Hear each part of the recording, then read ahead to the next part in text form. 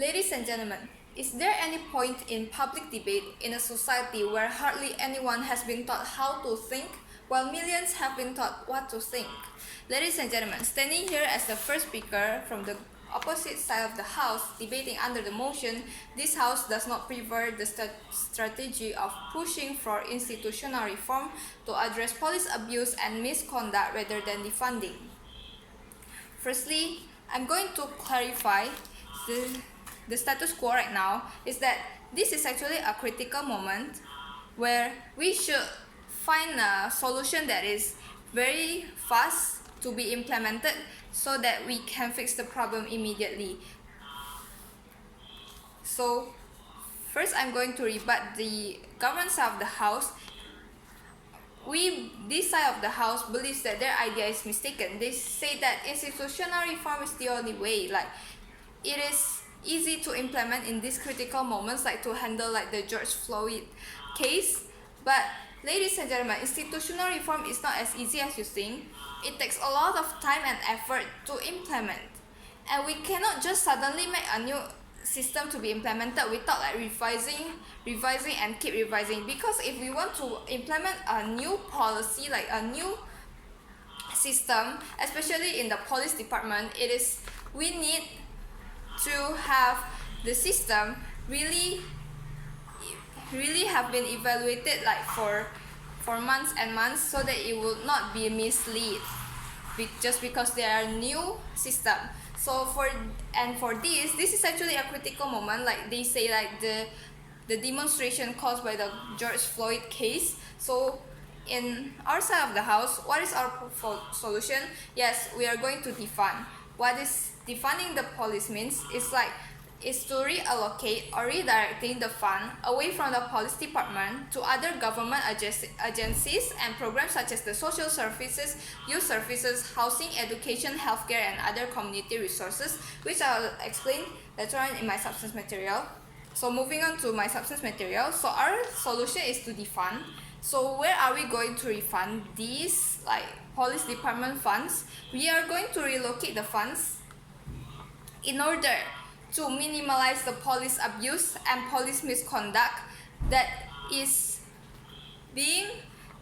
happening every now and then in the society. So we are going to relocate the fund to three main government agencies and programs. Firstly, we are going to propose a solution about making a temporary institutional where it is a institutional that is temporary but it is independent. Independent means that they stand alone without any intervention from any third parties. For example, like in Indonesia, there is Ombudsman, Komnas HAM, and KPK. They are independent institutional. Why we need an independent institutional? So that there will not be any misconduct from any other parliament member. Because we already have the problem about the police abuse and misconduct. We don't want to add any more problems like doing institutional reform as the government side proposed. So this independent temporary institutional is not just temporary, so it will be evaluated every now and then, their policies, their system, and if they are actually doing good, and if they handle the case successfully, of course we will evaluate it again, and that will be made to the law, like we will send it to the court so that it will be evaluated. So we will make it official by the parliament if they are actually doing good and will bring a short and long-term effect benefits to the society and also to the country. Why, ladies and gentlemen, we need an independent temporary institutional so that they as an temporary institutional that is independent, they can handle and address the police abuse and misconduct cases like independently without any third parties involving in it, so they can focus on like handling the case. For example, like the George Floyd case that the government side of the House stated. And then the second relocation is that we will relocate the funds from the police department to the police schools. Why, ladies and gentlemen? Because like we know that the police abuse and misconducting has been happening like every now and then. So we are going to train the young police, or like the to the new generation of the police, so that they will regenerate the police department with the good human resource qualities that they are being educated in the police school. So we will give fund to the police school so that they can train the new policies with a better education, with the better moral education, and of course with the better human resource qualities. Why? Because this is the police department. We need the police to help us, like, to ensure that the country is doing well, the security, of course, that's it. And then the third relocation is that we are going to relocate the funds to some social communities. Why?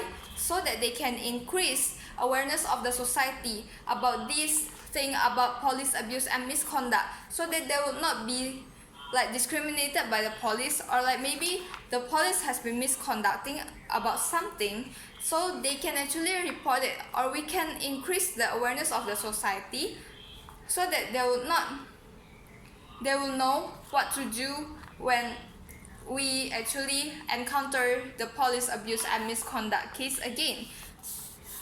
So ladies and gentlemen, our side of the house is going to defund.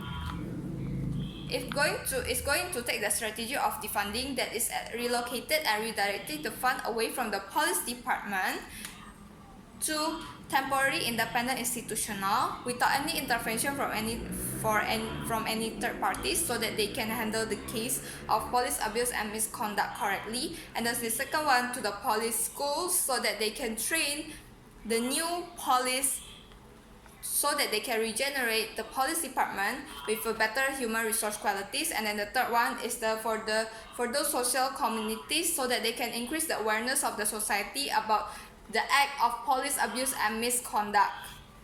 And ladies and gentlemen, institutional reform again is not as easy as the government side of the house think, and it really takes a lot of time and effort. For this critical moment, it is invalid for us to actually support the strategy of institutional reform.